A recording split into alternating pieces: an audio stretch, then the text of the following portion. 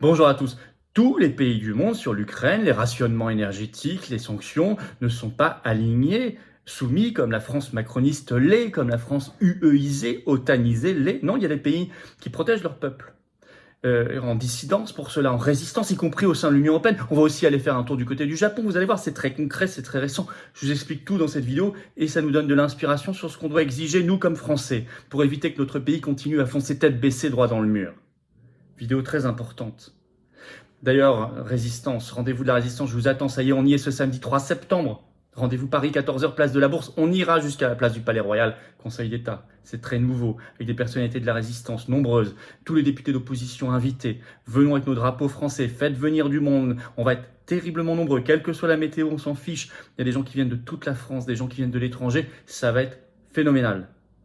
Il y en a ras-le-bol du Covidisme, il y en a ras-le-bol des rationnements, des pénuries organisées, de cette ambiance de guerre, de cette ambiance de peur, de cette ambiance qui écrase le peuple. Nous, on est dans la résistance. Et on va interpeller aussi toutes les oppositions majoritaires à l'Assemblée. Il faut être là, très nombreux.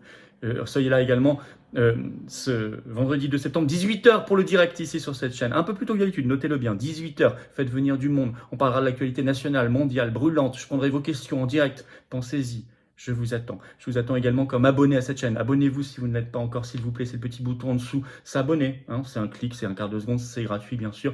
Plus vous êtes abonné, plus les vidéos circulent et sont visibles des autres internautes. C'est pour ça qu'il faut le faire, vraiment. Je vous remercie. Merci à ceux qui l'ont fait récemment. Merci à ceux qui vont le faire dans les secondes qui viennent. Vous êtes très, très nombreux. Et puis, venez vous battre. Voilà, on parlait du rendez-vous de la résistance. Il est aussi contenu dans cette carte orange. Je ne peux pas y arriver sans vous. On est le premier mouvement de défense de la paix et de la liberté, le premier mouvement souverainiste de France, mouvement populaire, anti-oligarchique. Mais on n'est encore pas assez fort. Il faut venir adhérer ou réadhérer. Si vous avez adhéré il y a un an, pensez-y, ça dure un an. C'est le même lien d'ailleurs, l'adhésion, la réadhésion. Il est sous la vidéo en description, c'est le premier lien. Il est également en commentaire épinglé. Et dans les dernières secondes de cette vidéo, vous verrez, vous pourrez cliquer directement sur votre écran. Sous la vidéo en description, il y a un deuxième lien pour faire un don de soutien aux patriotes, pour financer notamment le 3 septembre et tout le reste. Ça coûte très très cher. On n'a pas un centime de financement public cette année, pas de financement bancaire. Et on fait. Et nous aussi, on est victime de l'inflation. Et les adhésions, les réadhésions et les dons sont défiscalisés pour vous aux 2/3. Pensez-y. Et vous imaginez tout ce qu'on peut faire, toutes les belles valeurs qu'on peut défendre ensemble pour notre pays, notre humanité. Pour nous et les générations qui viennent. Alors bravo aux donateurs et aux réadhérents, bienvenue aux nouveaux patriotes résistants. Alors je disais, ces pays qui envoient balader les sanctions, envoient balader le narratif officiel, protègent leur peuple, pour cela entrent en dissidence, en résistance. Non, tout le monde ne se soumet pas comme Macron au narratif sur la guerre, sur les sanctions dites anti-russes, qui sont largement anti-françaises, sur les rationnements, non. Premier exemple, la Hongrie. Vous voyez, on est dans l'Union européenne. Alors, c'est plus simple d'être en dehors, je vais vous expliquer pourquoi, parce qu'on peut faire beaucoup plus, et c'est plus compliqué d'obtenir. Mais malgré tout, ils essaient quand même. Ce 31 août, la Hongrie a annoncé se rapprocher du fournisseur de gaz russe, Gazprom. Donc à rebours de tous les autres pays de l'Union européenne et de la Commission. Je cite ce qu'a dit le ministre des Affaires étrangères hongrois sur sa page Facebook. À partir du 1er septembre, l'approvisionnement est augmenté de 5,8 millions de mètres cubes par jour, donc de gaz, pour la Hongrie, pour septembre et octobre. C'est ce que dit donc Peter Szijjártó. Pardonnez-moi, je ne parle pas hongrois. Le ministre des Affaires étrangères hongrois. Alors, c'est d'ailleurs 1er septembre, le jour même où Gazprom annonce en revanche couper complètement le gaz pour la France. Vous voyez la différence. Par ailleurs, la semaine dernière aussi, déjà, le gouvernement hongrois avait annoncé le démarrage, je cite, dans les prochaines semaines, du chantier de construction de 2 nouveaux réacteurs nucléaires en collaboration avec le russe Rosatom. Ça veut dire quoi? Ça veut dire que la Hongrie passera, et les Hongrois passeront, eux, sans dommages, ni humains, ni économiques, ni industriels, ni sociaux, l'automne et l'hiver 2022-2023, par pragmatisme. Ayant bien compris par ailleurs que les sanctions anti-russes ne servaient à rien, ne servaient en rien la paix. Bien au contraire. Autre exemple, on reste aussi dans l'Union européenne, l'Espagne et le Portugal. Prenons un article de l'Express, toujours en ligne, du 28 août, je cite le titre « Comment l'Espagne et le Portugal gardent le prix de l'électricité sous contrôle », contrairement à la France. En effet, le 27 août, et c'est toujours le cas, tarif de l'électricité, il était de 239,18 € le mégawattheure en Espagne et au Portugal, mais quasiment 3 fois plus, c'est-à-dire 659,94 € en France et en Allemagne. Pourquoi? C'est tout simplement ce qu'on appelle la dérogation ibérique, c'est-à-dire, je cite l'Express, un système qui a permis aux deux pays, Espagne et Portugal, de décrocher du système tarifaire européen, le fameux marché européen de l'électricité. Depuis le 15 juin, ils en ont décroché. Ça a été autorisé par la Commission européenne jusqu'au 31 mai 2023. C'est là la faille. La faille, c'est que c'est une dérogation simplement, ils n'ont pas une sortie définitive et ils devront y revenir à partir du 31 mai 2023 et ils ont obtenu une dérogation. Donc, si vous voulez, si on veut vraiment être durable, efficace et franc et clair dans cette décision, il faut sortir de l'Union européenne, c'est-à-dire en France le Frexit que nous défendons.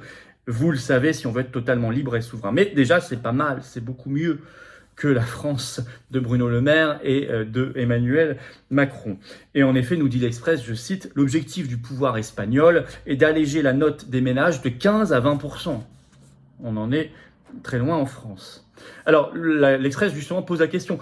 Je cite, « La France pourrait-elle bénéficier d'une dérogation similaire à la péninsule ibérique ?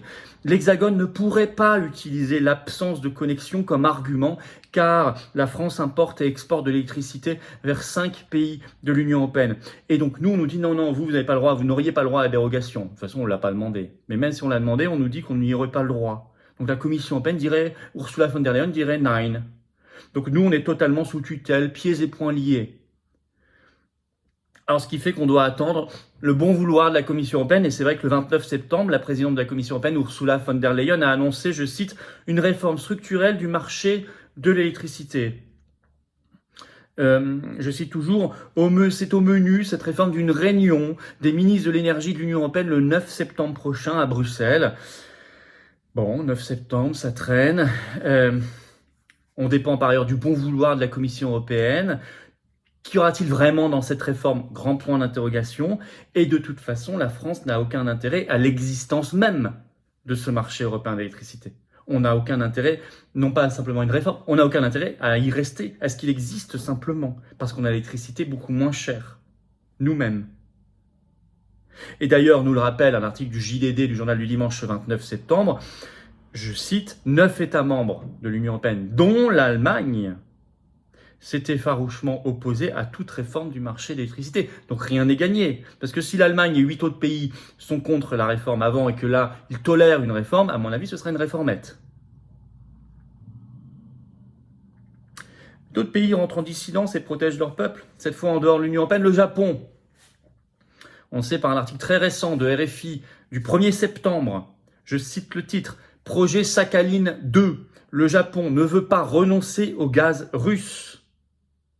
Je cite l'article, « Dénué de ressources fossiles, le Japon se refuse à renoncer au gaz et au pétrole russe qui compromettraient sa sécurité énergétique. » Alors que nous, France macroniste, on est d'accord pour compromettre notre sécurité énergétique, et donc la sécurité des Français et de l'industrie française.